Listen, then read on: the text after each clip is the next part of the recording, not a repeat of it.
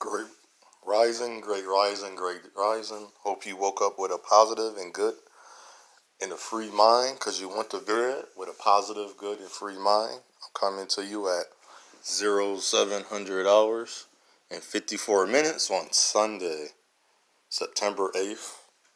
I know some of your children went back to school. I hope some of your children are doing good. I hoped over the summer that school is not their first example of learning and education, because school is only meant for higher learning. And as I say that, I made a video. I'm not sure, it's 27 minutes, and it's about ownership. So I'm going to do it my first time because I'm not sure if I want to put it. If you everybody that normally comment or that's part of the family that usually have input and they pretty much know where my talking points are at, let me know. I want to hear this for the first time. I want to see. I want to say it's a poll or a survey, but I want to see do you want me to do the video based on ownership of African descendant Americans? And the ownership is based on it's information you may not have known. When I come across some new information through the spirit, a lot of this is through the spirit. I had to do a little research because I pretty much knew the answers. I pretty much already got it. That's why I only did that. And I did the research because I pretty much knew. Because when I was reading about it, I was learning. And then what else I found out? This was amazing. See, I don't care what people say. See, I'll put it this way. I even stated in that video, you can call me crazy. I don't have dreams for no reason. I don't have dreams. I'm telling you, I don't have dreams. I call them visions for no reason. And I don't think about that for no reason. Because when I was doing my research, everything I thought, I only do the research for people can say, how do I know that? And I can say, well, when I looked it up. But in reality and spiritually, I know, and it was a reason. And we keep talking about we so spiritual, we got this, and that.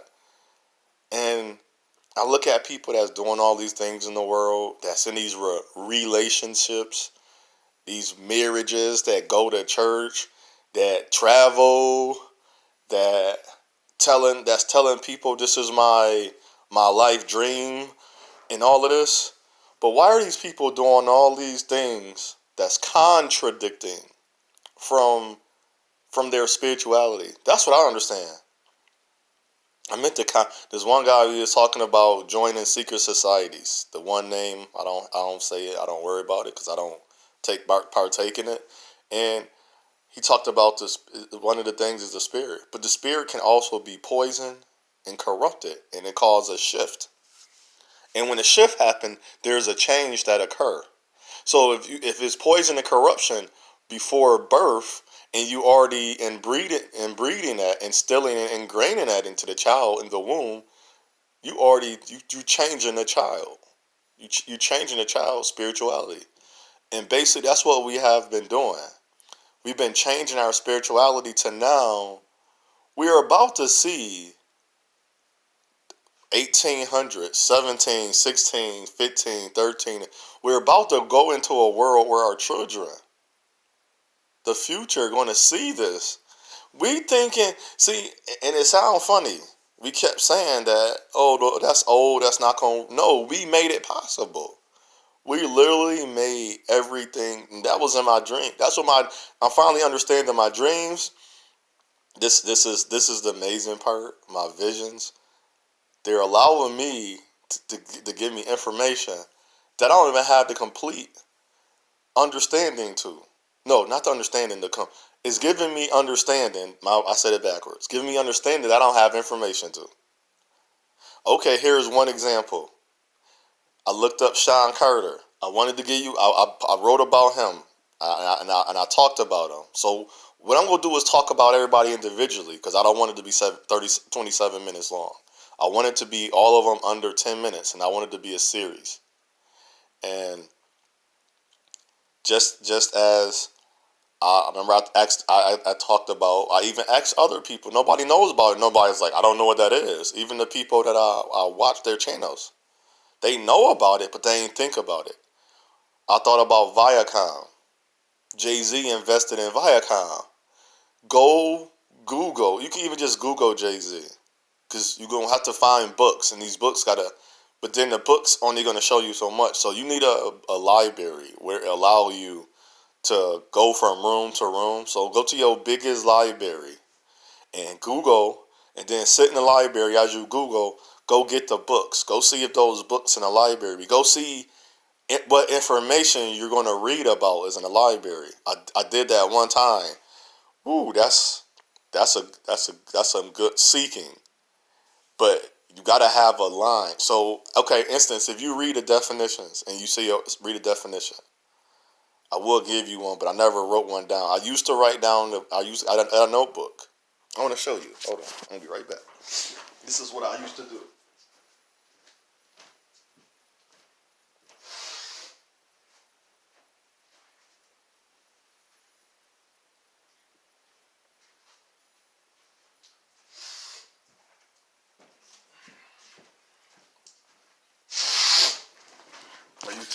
I used to read words, right? And I used to write down the definitions.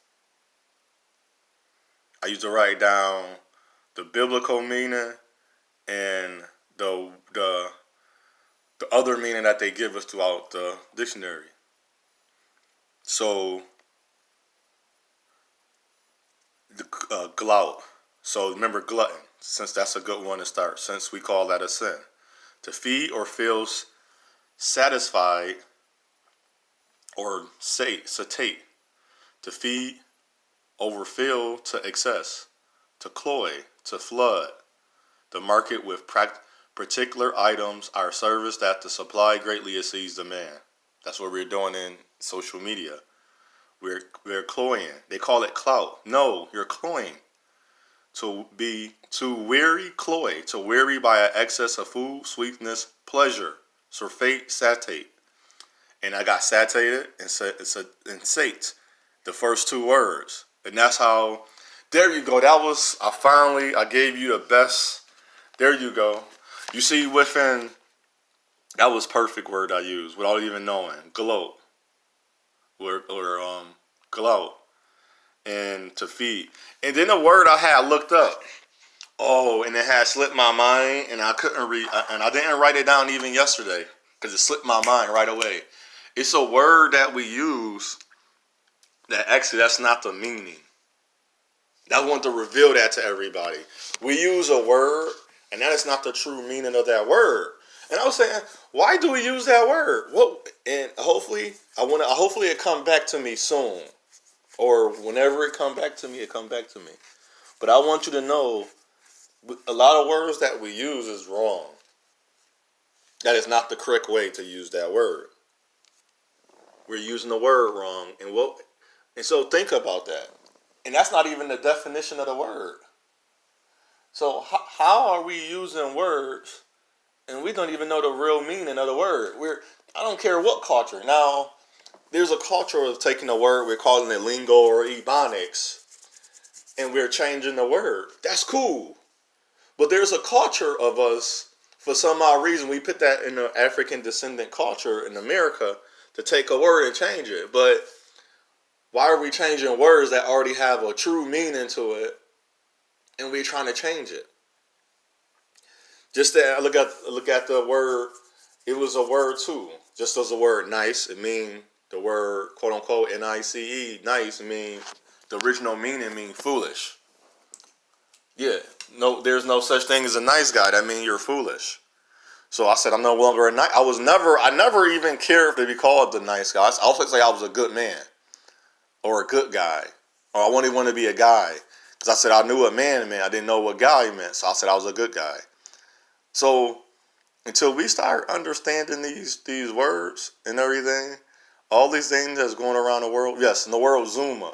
The word Zuma means woman's vagina in Swahili. Isn't that amazing?